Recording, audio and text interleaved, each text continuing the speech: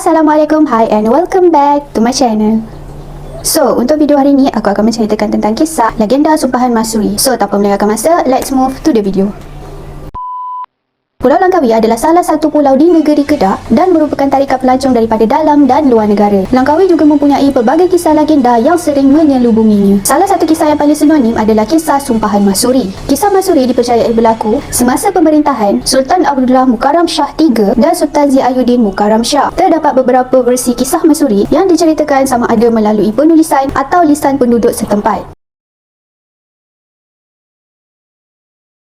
Bapa Mahsuri bernama Pandak Maya yang dikatakan berasal dari Indonesia, manakala ibunya pula bernama Endak Alam atau Mak Yah yang berketurunan Cina. Pandak Maya dan isterinya telah berhijrah ke Tongka di selatan Thailand dan kemudian berpindah ke Langkapuri, nama lama bagi Langkawi. Pasangan suami isteri ini tidak mempunyai cahaya mata walaupun sudah lama berkahwin. Pada suatu hari, Pandak Maya menemui kerak nasi yang mengeluarkan bunyi seakan-akan bunyi suara bayi menangis ketika sedang berehat di pondok setelah mengerjakan sawah. Kerak nasi ajaib itu telah dibawa pulang oleh Pandak Maya dan dicampurkan sedikit bersama nasi yang senda di tanah. Tidak lama selepas itu, isterinya Endak Alang hamil. Ketika Mahsuri dilahirkan, rezeki pasangan ini semakin bertambah apabila padi yang mereka usahakan semakin menjadi-jadi. Ditambah pula apabila Pandak Maya telah menemukan lubuk batu keminyan dan sarang burung layang-layang yang kemudiannya dijual kepada pedagang-pedagang Cina dari Pulau Pinang. Sejak dari itu, kehidupan mereka mula berubah dan bapa Mahsuri mula digelar sebagai orang kaya Pandak Maya. Ada juga kisah yang menyatakan Pandak Maya telah menemui ular cinta mani atau ular itik lalu menangkap dan memakannya. Mengikut kepercayaan orang-orang dahulu, ular ini dapat memberi tuah dan kekayaan kepada sesiapa yang terlihat dan memakannya.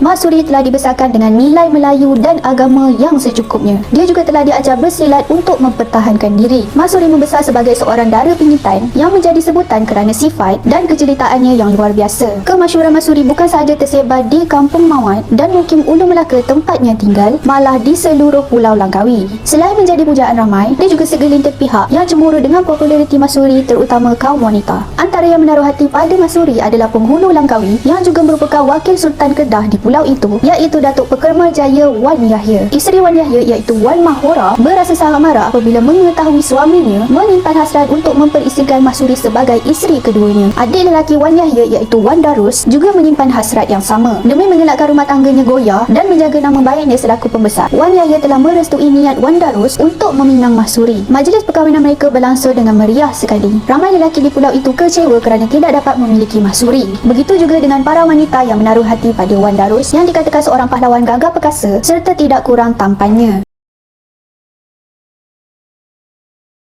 Ketika Mahsuri hamil anak sulungnya, hubungan antara Kedah dan Siam bertambah teruk. Siam mula menakluki bahagian utara Kedah yang telah menyebabkan berlakunya peperangan. Baginda Sultan telah memerintahkan semua pembesarnya mengumpulkan panglima untuk mempertahankan negeri. Datuk Pekerma Jaya menyeru orang-orang Langkawi dikumpul untuk membantu tentera Kedah yang sedang berperang termasuk Wan Darus. Dengan berat hati, Mahsuri terpaksa melepaskan suaminya untuk pergi berjuang mempertahankan negeri. Mahsuri yang ditinggalkan telah berpindah ke rumah ibu bapanya kerana sedang sarat mengandung. Setelah tiba masa lahirlah anak lelaki sulung Mahsuri yang telah diberikan nama Wan Hakim. Ada juga setengah kisah yang mengatakan bahawa nama anak Mahsuri iaitu Wan Mat Arus.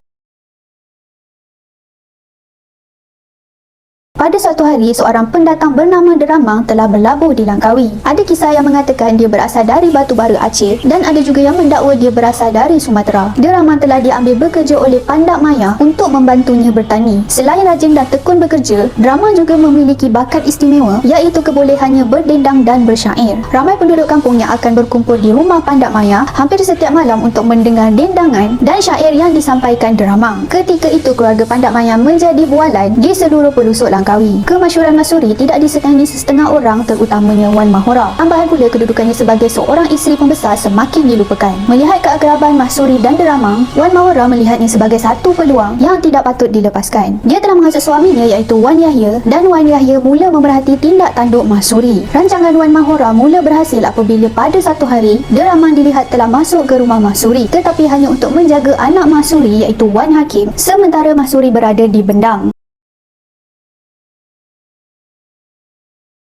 Wan Yahya telah memerintahkan orang-orangnya yang diketuai oleh Panglima Hitam untuk menangkap Mahsuri. Derama dikatakan melarikan diri tetapi berjaya diburu dan telah dibunuh di Batu Asah. Ada juga cerita yang mengatakan bahawa Derama ada bersama ketika Mahsuri diseret ke balai adat di Padang Mat Siri. Pandak Maya dan Endak Alang terkejut mendengar berita itu dan telah menawarkan segala harta kekayaannya demi menyelamatkan nyawa tunggal puteri mereka, tetapi telah ditolak oleh Datuk Pekemerjaya Wan Yahya. Mahsuri kemudian dibawa ke tempat hukuman dan telah diikat di sebatang pokok. Orang ramai datang untuk menyaksikan perkara tersebut kerana terkejut dengan tuduhan yang dilemparkan ke atas Mahsuri. Orang ramai terkejut apabila tombak atau keris yang digunakan untuk menikam tubuh wanita itu tidak berjaya menembusinya. Peristiwa itu telah mencemaskan Wan Mahora kerana ia adalah bukti bahawa Mahsuri tidak bersalah. Mahsuri terus diseksa sehingga dirinya tidak bermaya lagi. Mahsuri akhirnya memberitahu rahsia bahawa dirinya hanya boleh dibunuh dengan menggunakan tombak pusaka milik keluarganya sahaja.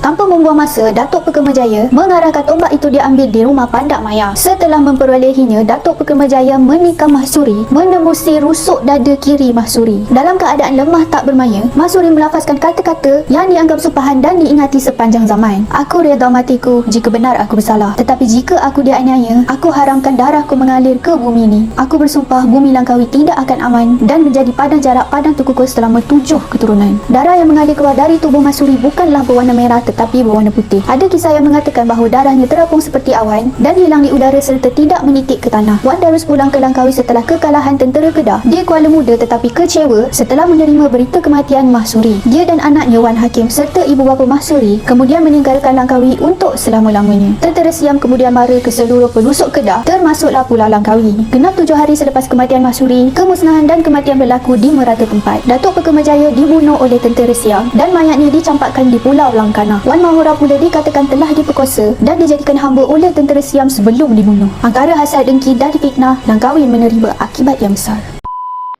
So, apa pendapat korang dengan cerita legenda Mahsuri ni? Bagi aku, kita sebagai manusia ni memang tak terlepas daripada sifat dengki, tengok kejayaan orang lain, tengok kecantikan orang lain, tanpa tengok yang diri kita ni pun sebenarnya banyak je kelebihan yang mungkin tak ada pun pada orang yang kita beria nak dengki sangat tu. So, aku harap korang enjoy dengan video aku untuk hari ni. Thanks for watching and see you guys on my next video. Bye!